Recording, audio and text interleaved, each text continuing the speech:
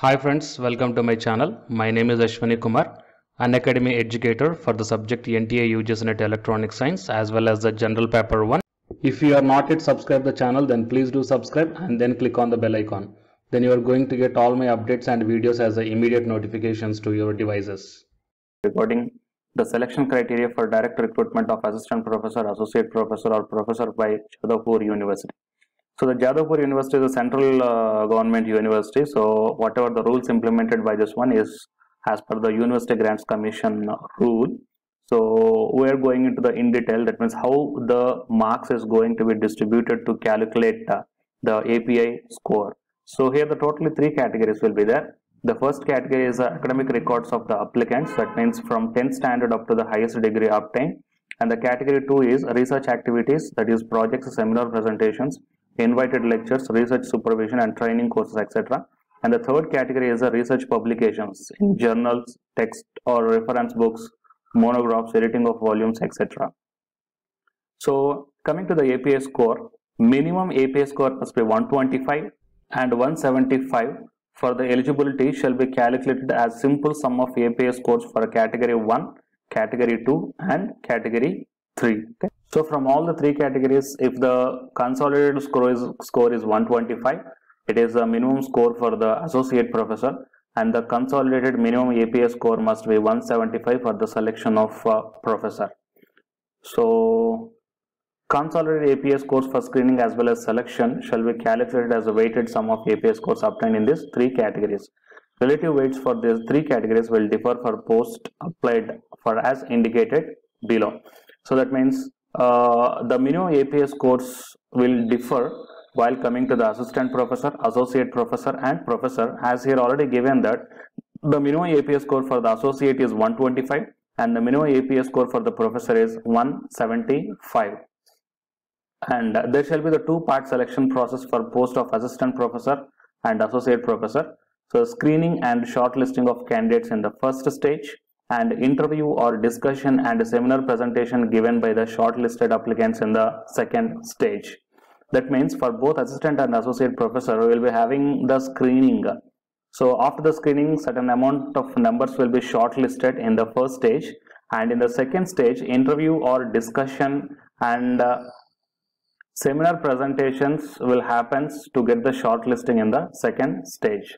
So while coming to the final selection of candidates of this post will be based upon the 60% weight on the APA score and 40% weight based upon the second stage. Second stage means interview, discussion and seminar presentation. That means 60% based upon the APA score and 40% based upon the interviews. Okay. So now we will go into the marks distribution.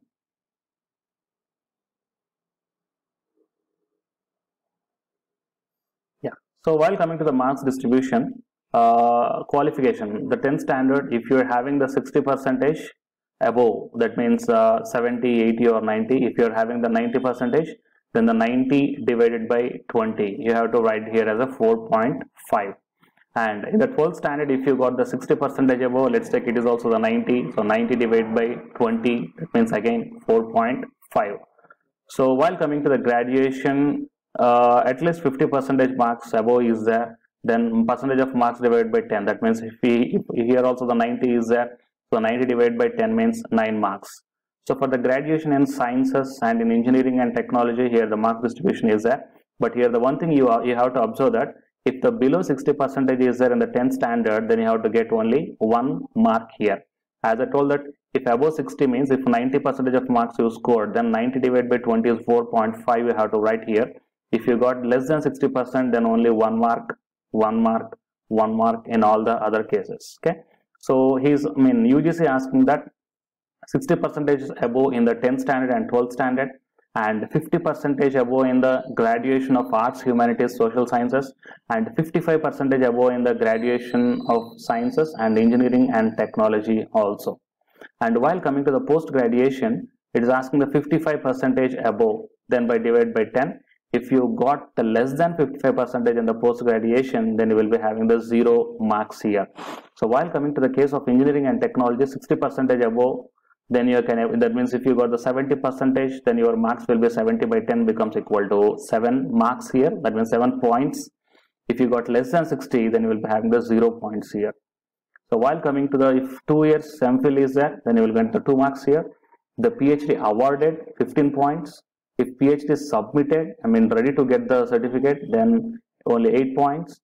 So if the PhD awarded or submitted, if you are not entered into the PhD, then if you are having the NET-JRF or the state government or CSIR, AICT Institute, any kind of fellowships are there, or NET-JRF is there, then you will get the 5 points. That means if you observe the difference here, the PhD awarded candidates will get the 15 points and the NET-JRF candidates will get the 5 points. Okay? That means 10 points difference is there between the PhD and NET-JRF. Okay? So it is a marks distribution for the category 1.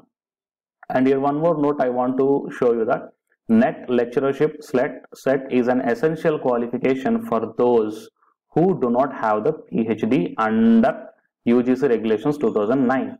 So marks will be given only for the NET-JRF or similar national or state government fellowships. Okay. So here one thing you have to understand that for NET-JRF they are going to give the marks. That means if the PhD is not there, then definitely any one of this qualification must be essential. And while coming to the second category for the post of assistant professor, so these are the marks distribution. Recognition of research, maximum marks is 30, and research projects carried out ongoing funded by the government funding agency, maximum marks is 200. That means per project also given here, so based upon the amount granted to you. And the patent technology transfer for science and technology, the maximum marks limit is 100. And the training courses or workshop attended not less than 3 weeks. That means whatever the training course or workshop you attended, it must be the greater than 3 weeks, then only you will get the enter here. Then the maximum marks is 20 and 10 per each and every individual course. That means if you attend the 4 courses, here the 10 marks is given per each course, then you should not write as a 40. Why? Because the maximum is 20 only. So it is for the category 1. Anyhow, I will provide this URL link in the description box of this video. So just to go through this one in detail. And it is for the category 2 for the post of associate professor and professor. So just check down this one. Okay. So it is update that I want to deliver to you from this video through my channel. And for more updates, please subscribe, and after subscribing, tap the bell icon. Thank you. Hi guys, my name is Ashwani Kumar and welcome to my channel. This video is especially for the candidates UGC NET Electronic Science. So the people who are going to write the exam in this 5th November 2020, here the Unacademy is providing the crash course that is titled as Crash Course on Electronic Science through Multiple Choice Questions. This course is going to start from October 1st onwards, and by this month end, the course is going to be finished. And by the starting of the November month, you will be ready with the class PDFs, and all the 10 units will be explained in brief. That means the important concepts, formulas, points, definitions, expressions, all these things we are going to discuss in this crash course, which will be very much helpful to you to crack the JRF in this 2020, guys.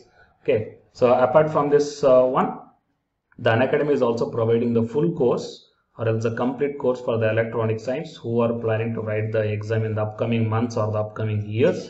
So here the different subscription plans are there. That is 1 month, 3 months, 6 months, 12 months and 24 months. So out of all these months, if you want to take the crash course, then you may prefer this 1 month.